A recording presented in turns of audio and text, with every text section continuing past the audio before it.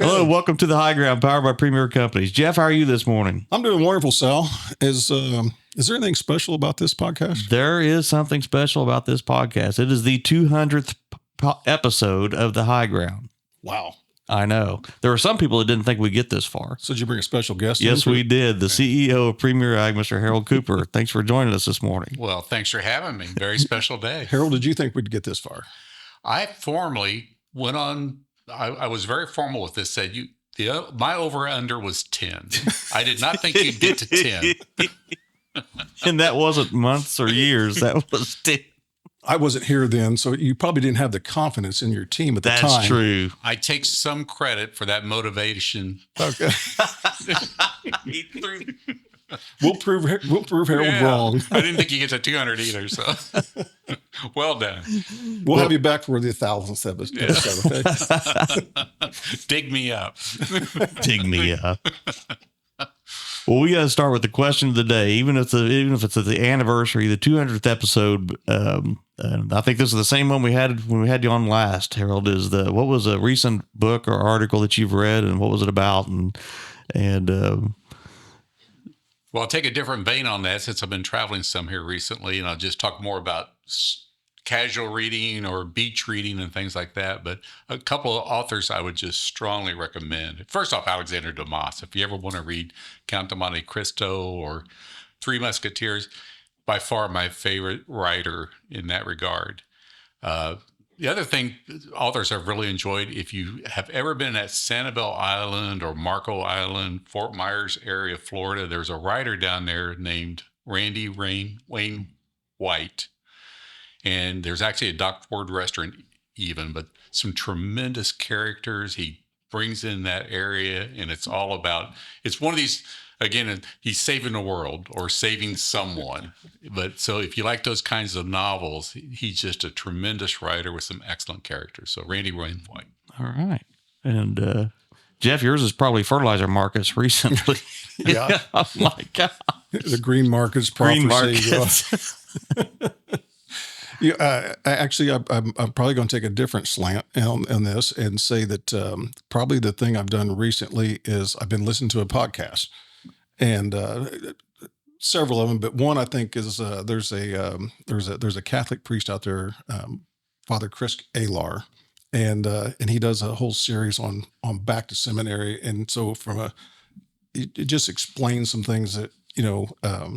About our faith and stuff. And it's been really interesting. It's kind of got my attention lately. So I will throw that one out there. That's a good one. Yeah.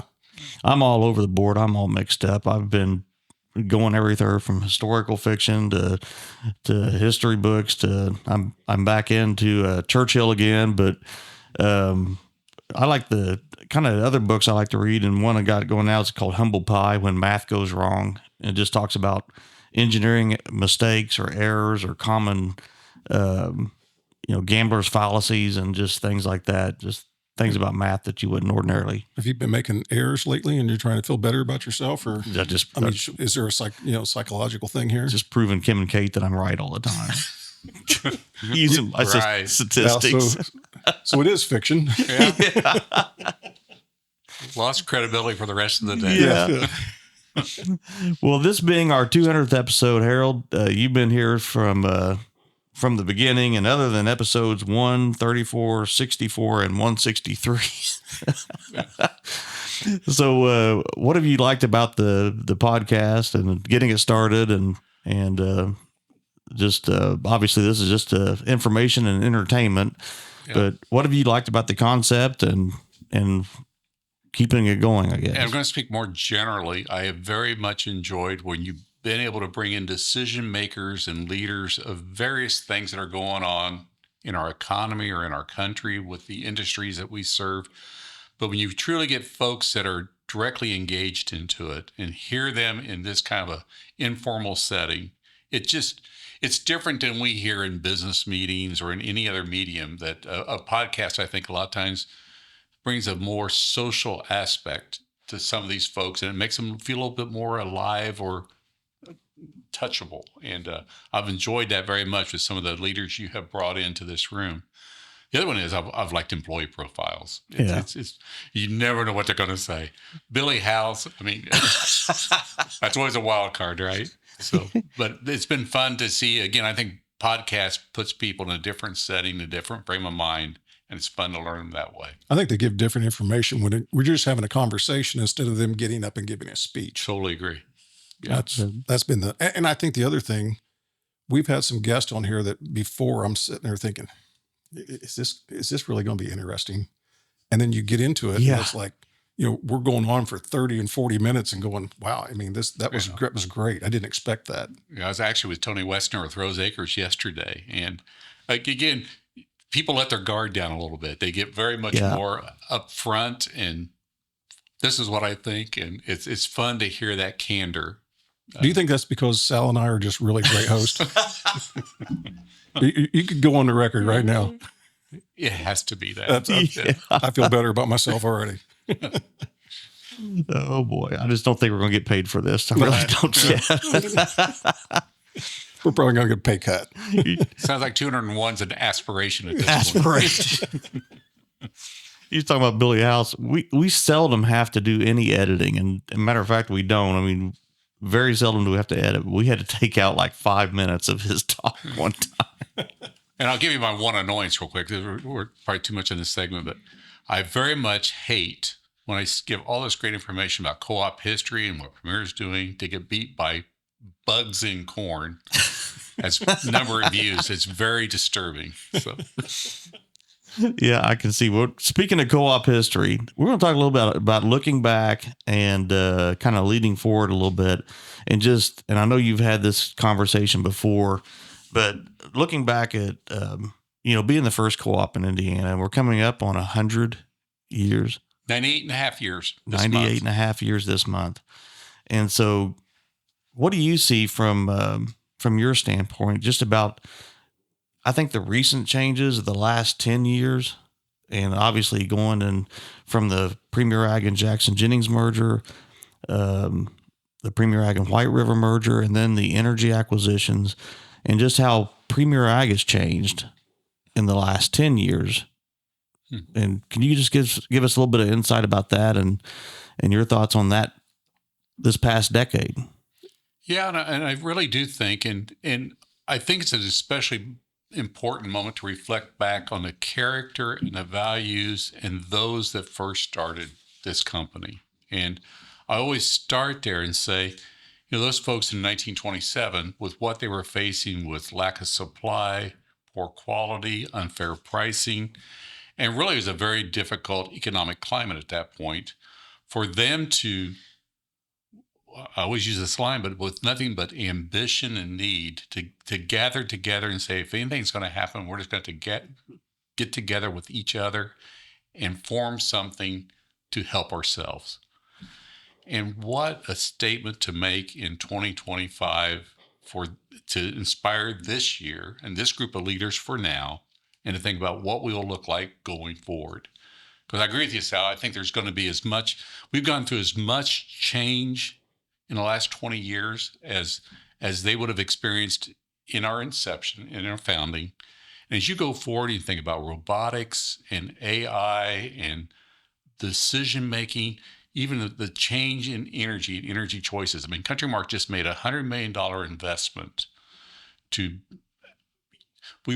our state of Indiana is already using over 40% of the corn that we raise in the state of Indiana goes into liquid fuel. It goes into energy. CountryMark just made a $100 million investment. Now we're going to use soybean oil to make renewable diesel fuel. That's going to be 250,000 acres of soybeans. That's nearly 5% of what our state produces, all in southern Indiana, concentrated in southern Indiana.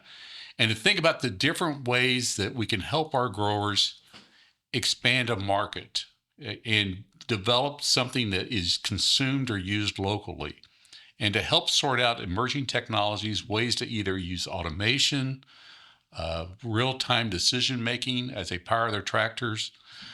Those are going to be as exciting for our future, and how the co-op helps lead and come alongside our farmer owners as when we were founded. So I just think it's so exciting. And it's nice because those that came before us, these 98 and a half years, have built the capacity for us in a balance sheet, in capable employees, in facility, that we really are right now, I think, positioned very, very well to help those farmers and help this company not only survive, but succeed and be different and better in this ever-changing future that we're going to have. When you talk about when we would go back 98 and a half years ago and that first co-op, and I don't have any idea how many employees they have, but if we just look at your career, when you first started in your first, CEO role, how many employees did you have then, and how many do you have now, and what message can you give to our employees at Premier Ag? Well, we had roughly 50, and I'm assuming a third of those were in gas stations. We were in retail, so we had very few fuel truck drivers and those kinds of things. When I started with Premier in 2000, so I've only been with this company 25 years, it was an $18 million company with roughly 50 employees.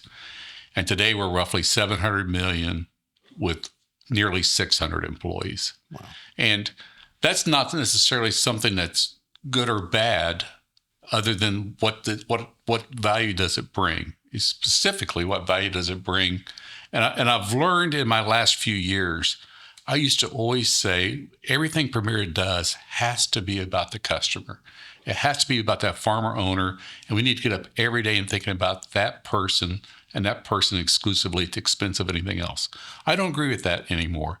I think employee needs to be in that statement. And I hope we are learning as a company to do more to regard our employees and give as much time and attention and degree of importance to them and the quality of life and job we bring to them as we do our farmer owners. And I think that's really helped us in the last few years, the things that we have done as we've grown in size, to build a capacity not only to be able to do more things and stay in front of, or at least alongside, our farmers as they've gotten larger, or suppliers that they've gotten larger, or grain companies as they've gotten larger, that Premier needs to be able to represent being a peer to all of those groups, that we can bring value regardless of size. In this case, I'm talking about larger folks, but Premier has to be in a point of relevance that we're attractive. And I think we've done that with what we've done. And I think the other thing it does is get back to the employee. I think it also allows us capacity to make more investments in things, whether it be from the benefits side or the recruitment side, and help give us enough capacity to make sure our employees feel like they're heard and treated well at the same time. I think that's a good message. I think the employees need to feel good about their company and a place to work, and that that they're taken care of, and I think we feel like a family here, and I think that's important. Yeah, I agree with that. I hope that's true. Yeah. It was neat. We just had this past weekend that event at Huber's Orchard, and I'm not sure what the number was, but I was surprised at the number, and a lot of folks came a long way just to spend the afternoon together, and it was a lot of fun. Yeah. And really well done. And it did feel, I know, one of our coworkers stopped me up there in the hall and just said he appreciated this, that we had a nice place that we could kind of go back and rest for a little bit and then go out. And I never did see Harold get his face painted, but I know my little girl got a princess crown made out of a balloon and a sword that she bonked me on the head with on the way home.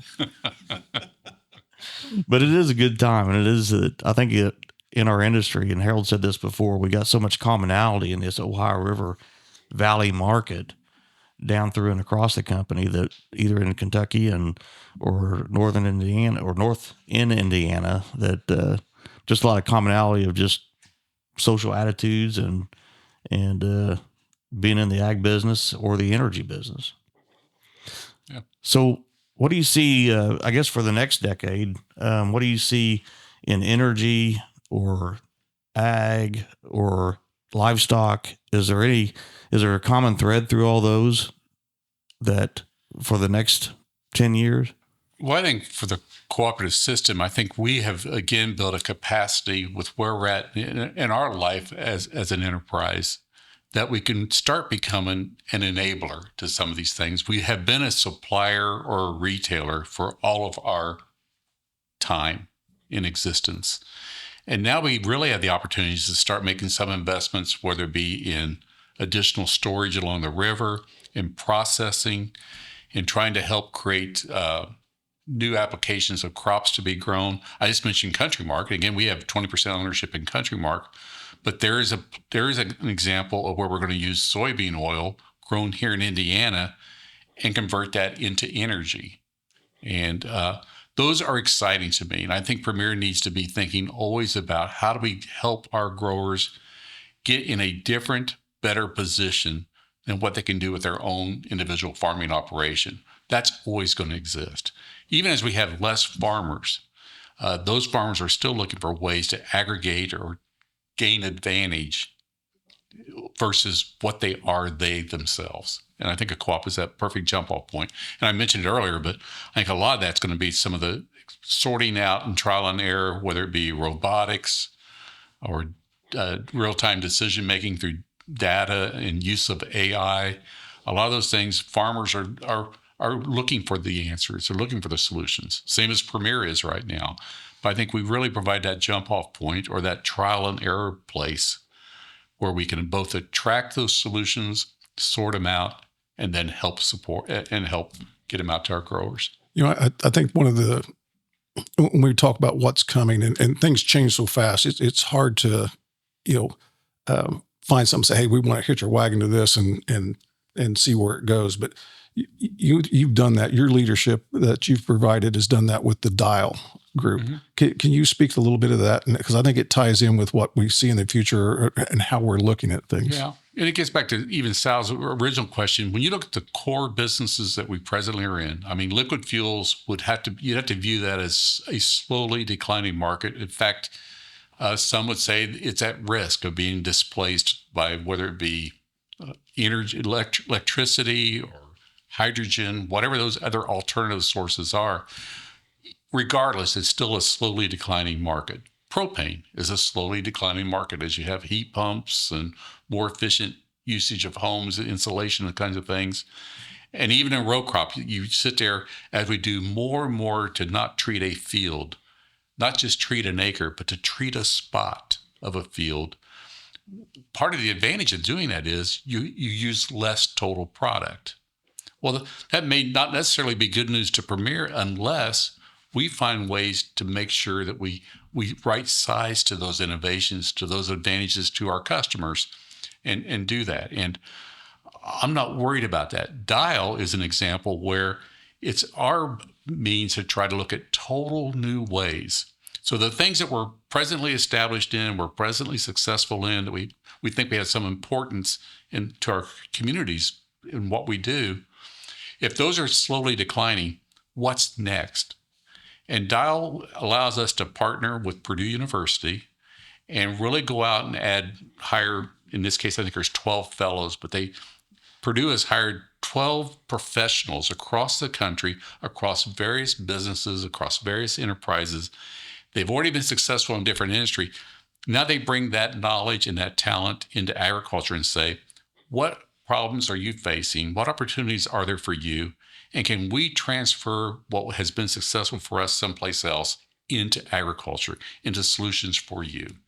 And we're a direct funder of that. We hope companies are formed out. In fact, I think there's been 9 companies formed now. And we were the first. Yeah, but and we'll get a chance to make further investments in that. There's some of those that we say, that idea has really taken off. We put originally $3 million into this whole thing, but someday if we really say that's something that has application not only for us, but we think it's an application for our industry or for our growers, we can always put additional funding to it and create a whole new revenue source and a new way to help our growers that wasn't there before.